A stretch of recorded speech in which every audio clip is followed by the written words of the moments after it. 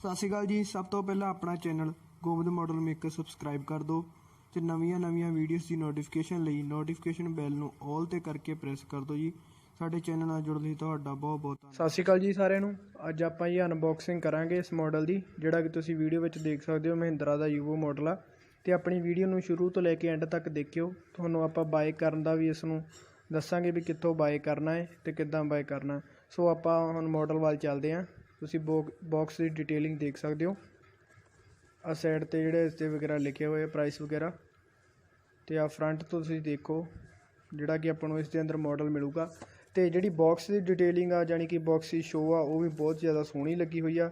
ਹੁਣ ਆਪਾਂ ਇਹਦੀ ਜਿਹੜੀ ਸੀਲ ਆ ਉਸ ਨੂੰ ਕੱਟ ਕਰ ਲੈਂਦੇ ਹਾਂ ਧਿਆਨ ਨਾਲ, ਤੇ ਆਪਣਾ ਜਿਹੜਾ ਮਾਡਲ ਆ ਉਸ ਨੂੰ ਆਪਾਂ ਬਾਹਰ ਕੱਢਾਂਗੇ। ਤੇ ਆਪਣੀ ਵੀਡੀਓ ਨੂੰ ਲਾਈਕ ਸ਼ੇਅਰ ਜ਼ਰੂਰ ਕਰਿਓ ਜੀ, ਤੇ ਚੈਨਲ ਸਬਸਕ੍ਰਾਈਬ ਕਰ ਲਿਓ। ਆਉਣ ਵਾਲੀ ਵੀਡੀਓਜ਼ ਦੀ ਨੋਟੀਫਿਕੇਸ਼ਨ ਲਈ ਨੋਟੀਫਿਕੇਸ਼ਨ ਬੈਲ ਪ੍ਰੈਸ ਕਰ ਲਿਓ ਜੀ।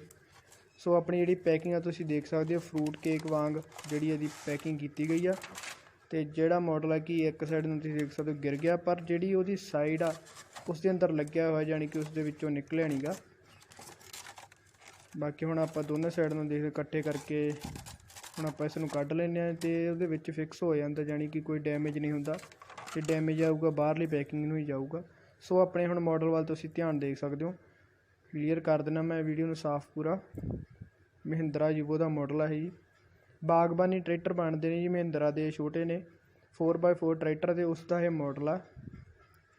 ਯਾਨੀ ਕਿ ਸਿੰਗਲ ਸਿਲੰਡਰ ਵਿੱਚ ਆਉਂਦਾ ਹੁੰਦਾ ਟਰੈਕਟਰ। ਇਹ ਸਿੰਗਲ ਜਾਂ ਡਬਲ ਸਿਲੰਡਰ ਵਿੱਚ ਕੰਪਨੀ ਦੇ ਹਿਸਾਬ ਨਾਲ ਮਾਡਲ ਮਿਲ ਜਾਂਦੇ ਆ। ਅਤੇ ਟਾਇਰ ਤੁਸੀਂ ਦੇਖ ਸਕਦੇ ਹੋ ਸੋਫਟ ਨੇ, ਅਤੇ 4x4 ਜਿਹੜੇ ਦੇ ਟਾਇਰ ਨੇ। ਅਤੇ ਜਿਹੜਾ ਸਲੈਂਸਰ ਹੈ ਇਸ ਦਾ ਸਾਈਡ ਨੂੰ ਲੱਗਿਆ ਹੁੰਦਾ ਤਾਂ ਕਿ ਉੱਪਰ ਕਿਸੇ ਦਰਖਤ ਨਾਲ ਨਾ ਲੱਗੇ।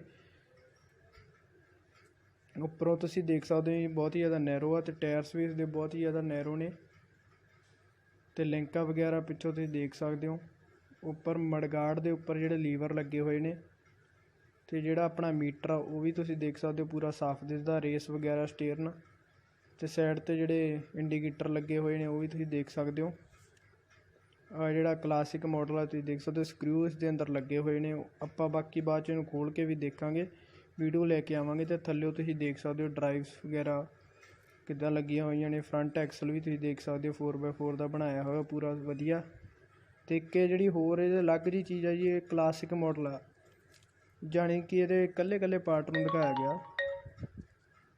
ਅਤੇ ਬਾਕੀ ਫਰੰਟ ਤੋਂ ਤੁਸੀਂ ਦੇਖ ਸਕਦੇ ਹੋ। ਅਤੇ ਹੁਣ ਜੇ ਕਿਸੇ ਨੇ ਮੈਨੂੰ ਕੁਐਸਚਨ ਪੁੱਛਣਾ, ਇੰਸਟਾਗ੍ਰਾਮ 'ਤੇ ਫੋਲੋ ਕਰ ਸਕਦੇ ਹੋ। ਅਤੇ ਜੇ ਕਿਸੇ ਨੇ ਇਹ ਮਾਡਲ ਬਾਏ ਕਰਨਾ ਹੈ, ਤੁਹਾਨੂੰ ਮੈਂ ਦੱਸ ਦਿੰਦਾ ਹੈ।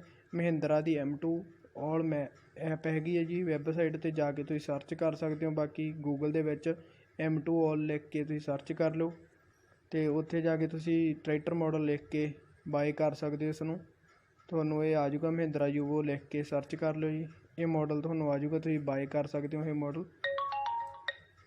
ਜੇ ਕਿਸੇ ਨੇ ਵੀ ਬਾਏ ਕਰਨਾ ਉੱਥੇ ਡਾਇਰੈਕਟ ਬਾਏ ਕਰ ਸਕਦੇ ਹੋ ਜੀ। ਅਤੇ ਆਪਣੀ ਵੀਡੀਓ ਨੂੰ ਲਾਈਕ ਸ਼ੇਅਰ ਕਰ ਦਿਓ, ਅਤੇ ਚੈਨਲ 'ਤੇ ਜਾ ਕੇ ਹੋਰ ਵੀ ਵੀਡੀਓਜ਼ ਮੇਕਿੰਗ ਵਗੈਰਾ ਦੀ ਤੁਸੀਂ ਦੇਖ ਸਕਦੇ ਹੋ। ਅਤੇ ਆਪਣੀ ਨਵੀਆਂ ਵੀਡੀਓਜ਼ 'ਤੇ ਪ੍ਰੋਜੈਕਟ ਲਈ ਆਪਣਾ ਚੈਨਲ ਨੂੰ ਸਬਸਕ੍ਰਾਈਬ ਕਰ ਲਿਓ, ਅਤੇ ਨੋਟੀਫਿਕੇਸ਼ਨ ਬੈਲ ਨੂੰ ਵੀ ਪ੍ਰੈਸ ਕਰ ਲਿਓ ਜੀ। ਅਤੇ ਆਪਾਂ ਨਵੀਆਂ ਵੀਡੀਓਜ਼ ਲੈ ਕੇ ਆਵਾਂਗੇ। ਅਤੇ ਸਾਡੇ ਚੈਨਲ ਨਾਲ ਜੁੜਨ ਲਈ ਤੁਹਾਡਾ ਬਹੁਤ ਧੰਨਵਾਦ ਜੀ। Thank you.